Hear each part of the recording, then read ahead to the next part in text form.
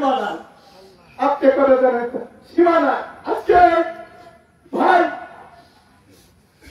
কাদের ভাই একজন মুর্শিদপুর ডাক্তার ঘর শরীরের বাতে ভান্ডারে খাবেন হিসাবে নিযুক্ত হচ্ছে। আজকে মানুষ মাত্রে ভুল হতেই পারে। চলাফেরা এই গ্রামের ভাইদের সামনে যদি কোনোদিন কটু কথা বলে থাকেন, জাকের ভাইদের সঙ্গে আপনারা যদি কোনো ভুল ত্রুটি বেয়াদবি করে থাকেন, আল্লাহর হস্তে আপনারা ক্ষমা করে দিবেন। ভাই তাকে ক্ষমা করে দিচ্ছেন কিনা? হাত তুলে উচ্চ সরবার ক্ষমা করে দিচ্ছেন কিনা? ক্ষমা করে দিচ্ছেন কিনা? সে কেমন লোক ছিল, সে কেমন লোক ছিল, উচ্চ সরবারে কেমন লোক ছিল। আমি তাদের রুহের ফেরত কামনা করে আমার খাদা বাবু মুর্শিদপুরি, হ্যাঁ মুর্শিদপুরি বাবা, তার 3 দিনের সব ব্যথা তোমার কাছে দেখা ছিল। অর্থ সম্পদ করলে অনেক করতে পারতো, কিছু পারে না। তোমার পবিত্র কদমে পড়ে থাকতো সেই ভাই আজকে চিরতরের জন্য আমরা তাকে দাফন করবো একটু পরে। হে আল্লাহ, হে আমার আল্লাহ, হে বাবু, তুমি তার বান্দাকে আমার খাদমা মুর্শিদপুরি কদমের চিল্লাই তুমি তাকে সর্বোচ্চ মাকাম জান্নাতুল ফেরদাউস দান করো।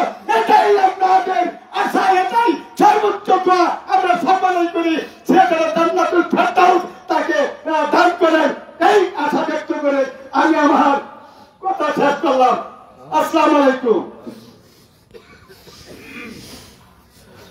সম্মানিত উপস্থিতি, মরহুম আব্দুল কাদের ভাইয়ের জানাজায় আপনারা যারা শরীক হয়েছেন, এলাকাবাসী হয়তো অনেকে চিনেন না, জাকের ভাইরা সবাই জানেন ছিলেন মুর্শিদপুর দরবার শরীফের বিশিষ্ট খাদেমগণের আজকে এই আব্দুল কাদের ভাইয়ের জানাজায় উপস্থিত হয়েছেন। আমরা ব্যক্তিগতভাবে জাকের ভাই হিসেবে অনেক সময় আমরা মনে মনে আশা করি যে আমার মৃত্যুর পর কি কোন একটা খাদেম ভাই কি আবার জানাজায় আসবে কিনা। একটা জিনিস লক্ষণীয় যে মুর্শিদপুর দরবার শরীফের সবচেয়ে সেরা যারা খাদেম, তারা সকলে আজকে আব্দুল কাদের ভাইয়ের প্রেমের চালে তারা সবাই উপস্থিত হয়েছেন। এই পর্যায়ে আমরা বেশি লম্বা করবো না। এই পর্যায়ে আপনাদের সম্মুখে মুর্শিদপুর দরবার শরীফের খাদেম আব্দুল জব্বার হাজী সাহেব এখন আপনাদের সম্মুখে কথা বলবেন।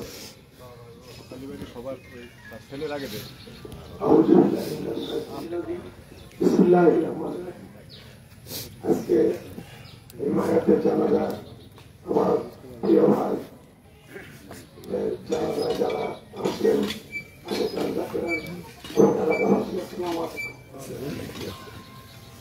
কাদের ভাই কেমন লোক ছিল আপনারা এতক্ষণ শুনলেন।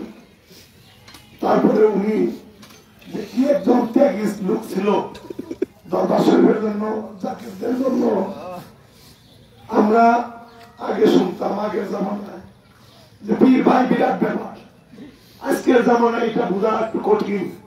কিন্তু আব্দুল কাদেরের সঙ্গে যারা চলাফেরা করছেন এবং সাক্ষাৎ হয়েছে, তার যে পীর ভাইদের প্রতি এত দরদ, এত মায়া, এত ভক্তি, যেটা আমাদের প্রত্যেকের একটা শিক্ষা। যার ফল দেখেন, একটু আগে মামুন ভাইটার কথা বলে আমি অনেকক্ষণ ভাবতেছি আজকে দরবার শরীফের খাদেমগণ এবং বিভিন্ন এলাকা কত দূর দূরান্ত থেকে জাকের ভাই আসছেন, লিডাররা আসছেন। আমি নিজেও আশা করতে পারি না যে এই দুনিয়া থেকে তো আমার এইভাবে দেখতে হবে। তারপরে আমি নিজেও আশা করতে পারি না যে এত দূর প্রান্ত থেকে এত আসে লিডার জাকের ভাই খাদেমরা আসবেন কিনা, সেই সৌভাগ্য আমার হবে কিনা। সেই সৌভাগ্য একটাই কারণ, কাদের ভাই এবং জানতা পীর আমার বাবা জানের এত কাছে ছিল।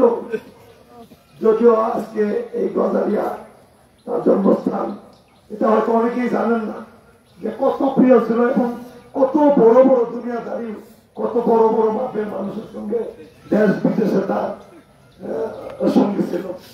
যাই হোক, আপনাদের যারা এলাকাবাসী আছেন তাদের কাছে যদি কোনো ভুল ত্রুটি করে থাকে এবং আমাদের জাকির ভাইদের কাছে যদি কোনো ভুল ত্রুটি করে থাকে ক্ষমা করবেন। যদিও আব্দুল কাদের ভাই দুনিয়াতে একটা সাধারণ মানুষ ছিল, কিন্তু দরবার শরীফের বহুত বড় একটা নেতৃত্ব ছিল, অনেক বড় খেদমতে সে নিয়োজিত ছিল, ভুল ভ্রান্তি হইতে পারে। আপনারা দয়া করে ক্ষমা করবেন আর আমাদের জন্য দোয়া করবেন যেন আমরা কাদের ভাইয়ের মতো নিঃস্বার্থ ভাবে বাকি জীবনটা কাটাতে পারি। আমি আব্দুল কাদেরকে আমার স্বপ্নের বাইসতে হইতো, আমাকে অনেক ভালোবাসতো। আমি বলতাম যে তুমি তো কিছুই করো না, 2000 টাকা ওরাও চাষা কি হবো, এই দুনিয়াটা তো ছেড়ে চলেই যাবো, আমরা তো কেউ থাকবো না। এরকম ছিল। একটা কথা আমি বলি, না বললে আমার আত্মার শান্তি দিতেছে না। আপনারা জানেন দরবার শরীফের ব্যাপারে একটা মার্ডার মামলা আমিও করছিলাম, আমি পলাতক ছিলাম অনেকদিন। একদিন আমার কাছে কোনো টাকা নাই, এত পেটে গ্যাস, আমি কোথায় যাবো, একটু মাত্র যাও খাবো, খাওয়ার উপায় নাই। পরে আমি মহাকালীতে গেলাম, মহাকালী ভাইয়ের বাড়িতে, তার বাড়িতে তার ওয়াইফকে বললাম, সে আমার সম্পর্ক স্বামী, একটু যাওয়ার খাওয়া দেয়া। ওর থেকে আমি অনেক দূরে যাবো, মাত্র 50-60 টাকা আছে, কি করে যাই, আমি লজ্জায় চাই বাইর করে দিয়া। তাদের এত গরিব মানুষ ছিল, জোর করে আমার 500 টাকা আমার পকেটে লাগবো না, আসলে কিন্তু লাগবো, উপায় নেই। আমি খালি ভাবতাম কি করে বুঝলো আমার পকেটে টাকা নাই। সেই ছিল আব্দুল কাদের। আপনাদের কাছে চূড়াতে বিনতি, তাকে ক্ষমা করে দিবেন এবং আল্লাহর কাছে আর্জি দিবেন যেন আমার রাসূলের সাহায্য পায়, আমার দয়াল পীরের সান্নিধ্যে যেন সারা জীবন থাকবে এবং পরকালেও যেন পায়। এ বলে আমি আমার সংক্ষিপ্ত বক্তব্য শেষ করলাম। আসসালামু আলাইকুম। এই পর্যায়ে আপনাদের সম্মুখে মুর্শিদপুর দরবার শরীফের খাদেম আলহাজ আবুল বাশার সাহেব কিছু কথা বলবেন।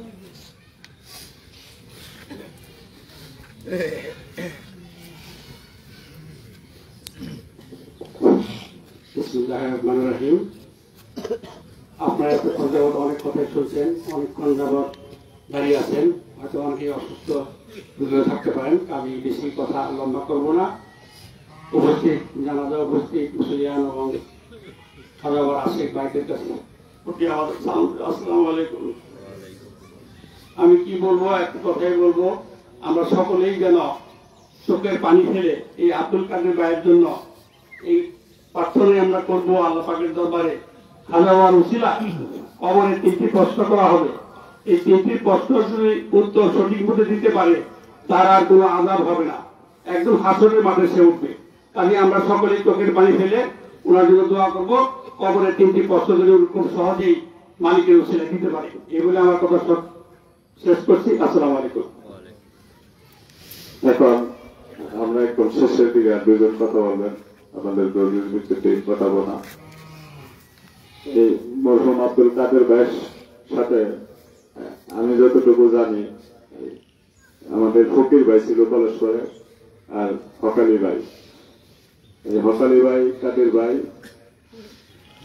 ফকির ভাই, এরা 3জন অঙ্গাঙ্গি ভাবে খুব চলত এবং ফকির ভাই চলে গেছে আরো আগেই, এখন আব্দুল কাদের ভাই চলে গেল, তাদের জুটির মধ্যে শুধু হকালি ভাই থেকে গেল।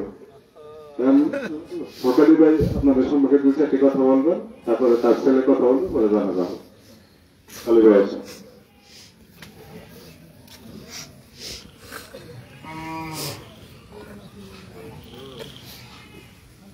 আসসালামু আলাইকুম। আমার বলার মতো কোনো যোগ্যতা নয়,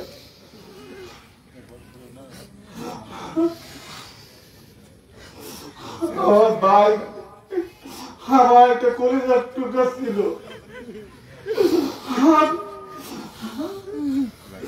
একটা তরকারি হাত আমার সহজে খাওয়ার চেষ্টা করতো, और भाई যদি আপনাদের কোনো কেউ মনে মধ্যে কোনো আঘাত দিয়ে থাকে আল্লাহর হস্তে দয়া করে মাফ করে দিবে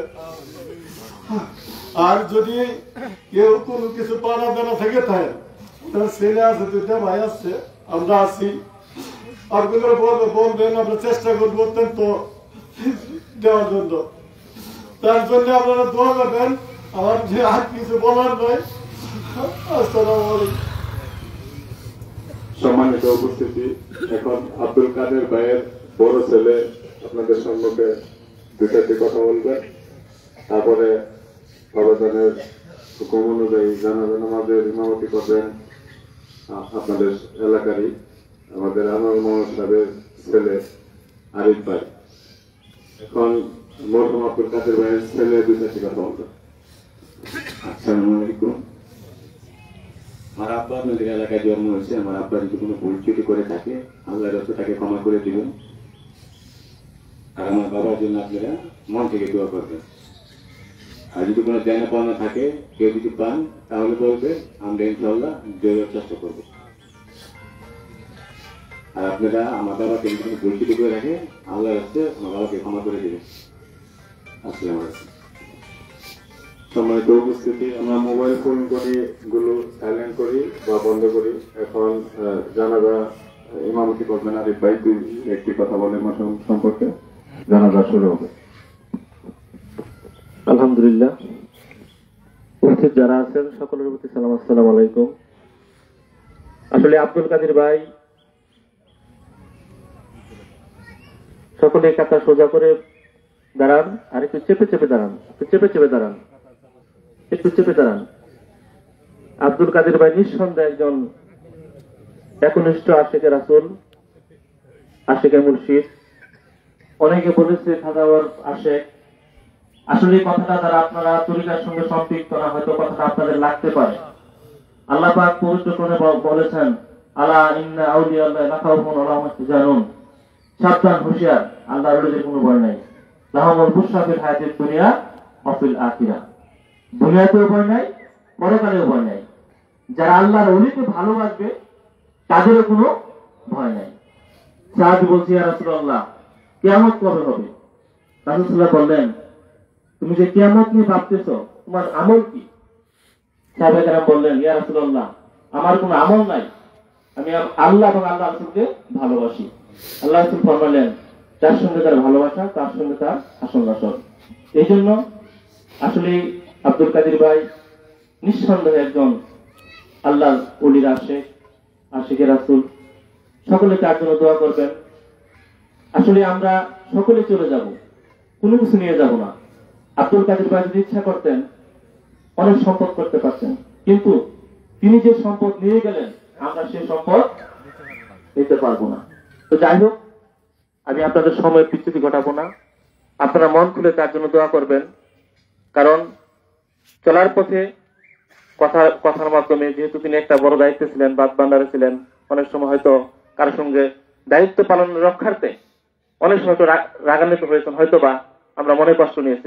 আজকে থেকে আমরা এখন থেকে মন থেকে তাকে ক্ষমা করে দিব, তার জন্য দোয়া করব, তার আল্লাহ পাক তার মনের মকসুদ পূর্ণ করে এবং জান্নাতুল ফেরদৌস নসিব করে। সকলে বলে আমিন। যারা আরবি নিয়ত জানেন তারা তো আরবি বলবেনই, আর যারা আরবি জানেন না তারা বলবেন, আমি জানাজার ফরজে কিফায়ার নামাজ 4 তাকবীরের সহিত কিবলামুখী হয়ে দাঁড়িয়ে এই ইমামের কাছে নিয়ত করছে আল্লাহু আকবার।